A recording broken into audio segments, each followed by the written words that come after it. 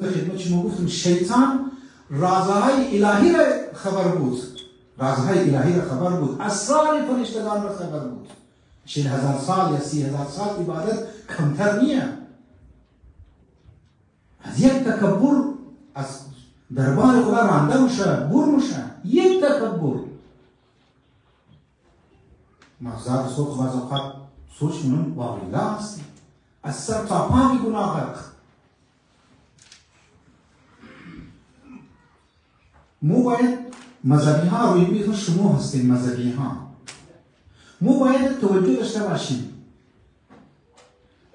که روایات را اگر توخ کنی، اگر میخوای خود را از ولی خدا جدا نکنی، 3 بدگمانی درگیر هستیم. چند بدگمانی؟ 3. در عربی و دنیا فارسی سوی زد. انسان بدگمان 3 درمیش بسیار مردم ها روبرو هست. 3 بدگمان ها. 1 بدگمان است انسان نسبت به نعوذ بالله به خدا.